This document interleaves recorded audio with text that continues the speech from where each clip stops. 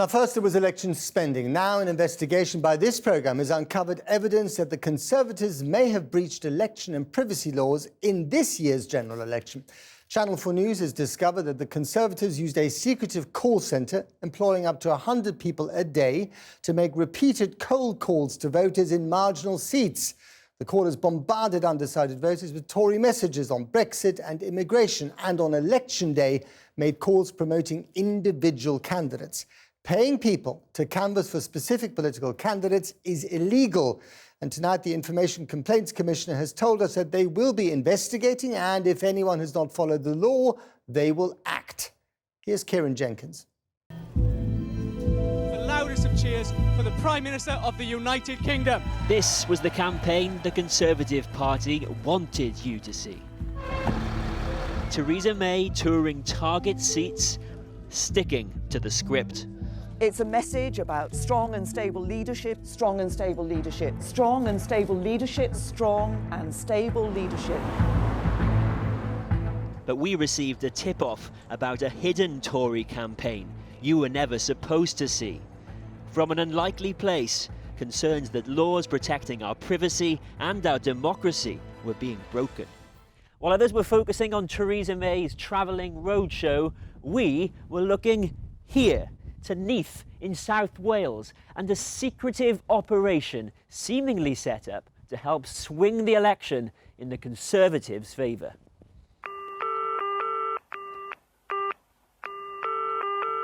Oh, hello, good evening. Hello. Welcome to the call centre being used by the Tory campaign. Hello. We're just doing a quick 1-minute survey about the general election. From an office on a high street in the valleys of southwest Wales, where jobs are scarce, wages low, and the Labour Party dominant. An army of young people are on the phones. Who would you prefer as Prime Minister to lead those Brexit negotiations? 0 hours workers doing the Conservative Party's bidding. Jeremy Corbyn said that he's not concerned about the numbers of people coming to live in the UK. It's less than a month before polling day, and our undercover reporter has a job at Blue Telecoms. Hi, I'm just calling on behalf of... A whistleblower told us they'd been making potentially unlawful phone calls to voters. Blue Telecoms has a curious management culture.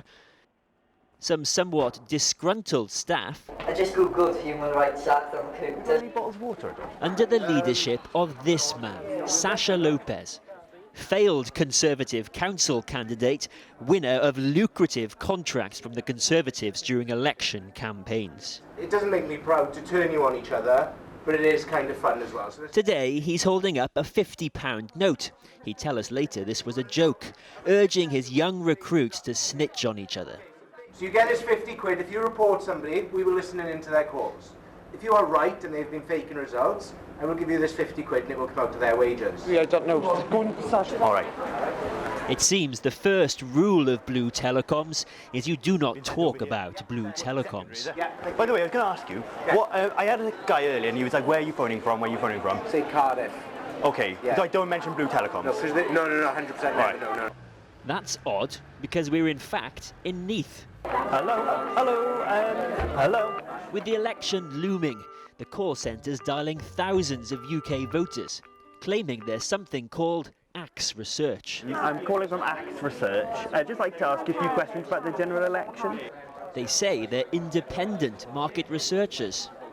I'm just calling from an independent market research company. I just wanted to ask a few questions about local and national issues, if that's all right. As they gather information from voters in dozens of marginal seats. Do you mind me asking whether you voted to remain or leave in the EU? You voted to leave, fantastic. It's a legal requirement for call centres to be upfront about who they are. Our undercover reporter wants to know. What is Axe? Is it? It's just the name that we do these surveys on. All right. I did a Google search, nothing comes up. But as far as anyone's concerned, yeah, we're legit. All right. Nothing comes up because Axe Research has no website, no phone number, and does not exist. We asked a top QC what the law says. If you're going to process my data, I should know who you are and what you're going to do with my data. Those are fundamental tenets of this legislation. And obviously what that means is that if you've got a situation where the company that's calling you is concealing their true identity or is misleading the person receiving the call, then that's obviously a problem under the privacy legislation. Is there any excuse for a political party to get this sort of thing wrong? I don't think in the current climate a political party can justify getting the law wrong on this issue. Sasha Lopez says Axe Research is a trading style of his group of companies and referred us to Conservative Party HQ. The Conservative Party wouldn't answer our questions about Axe Research, but they did admit that Blue Telecoms were working for them. But there are more questions and more potential illegality. You might recall, as the election neared, Theresa May said this. If we lose just 6 seats, then the government loses its majority. And that means Jeremy Corbyn in number 10. Hello. Within hours, in Neath. Hi, I'm just calling quickly on behalf of Theresa May and the Conservative Party. The call centre started saying it too. Meaning that it would just take 6 seats for Theresa May to lose her majority. Now calling overtly on behalf of the Tories. And lead to a hung parliament and a chance for Jeremy Corbyn becoming Prime Minister with the support of the SNP. So, what you're about to hear could have severe consequences for the Conservative Party.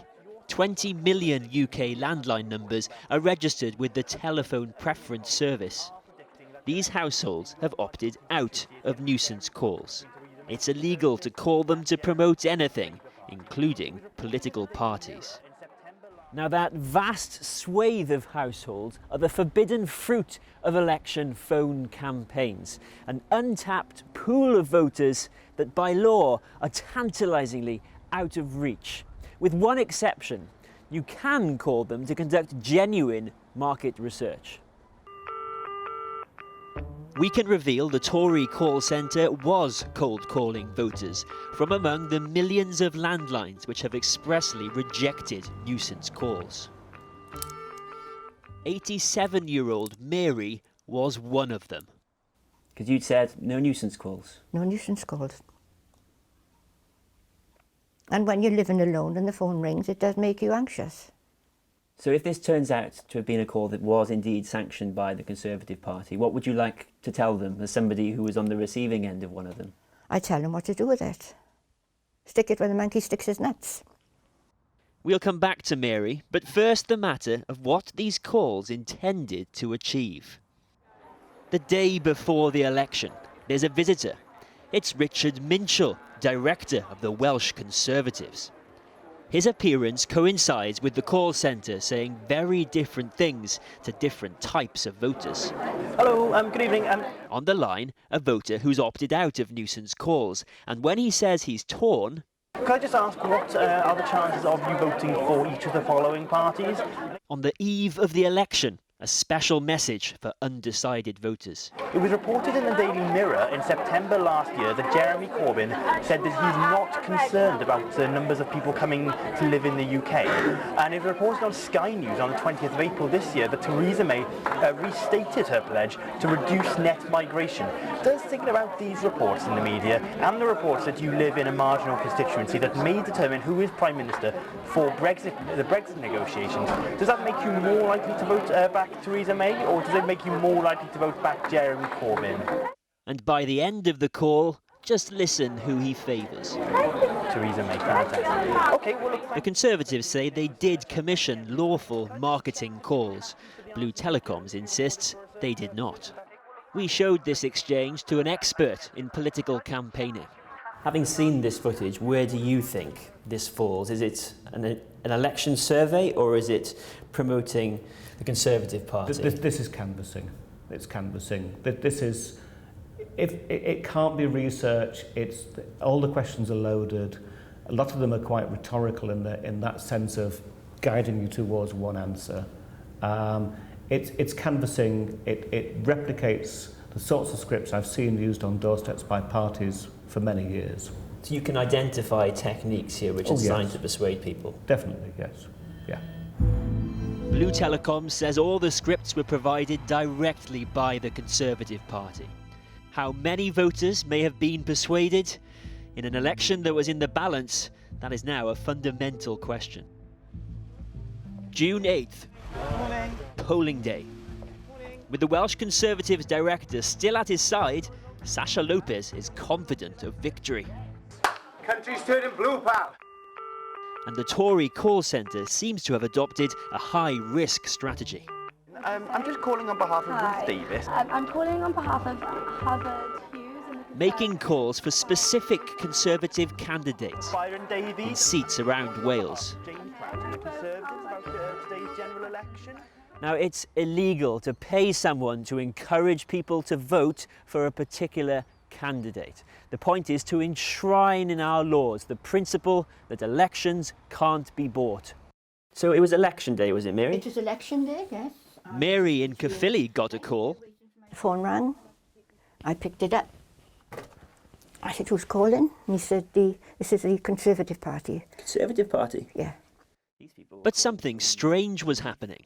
With non-Conservative voters like Mary, the call centre would soon hang up. Definitely voting Conservative, fantastic. Now, Conservative voters alone were reminded to vote. we know every vote is going to count and time is running out. So what time do you think you'll head out to vote? What are they trying to achieve here? They're trying to get their own supporters out to vote. That's the usual job of a canvasser. Except this time, it's a call centre and people are being paid. Indeed. There are constraints, legal constraints in the Representation of People's Act around paying people to canvass effectively, to campaign. Presumably this is something incredibly rare.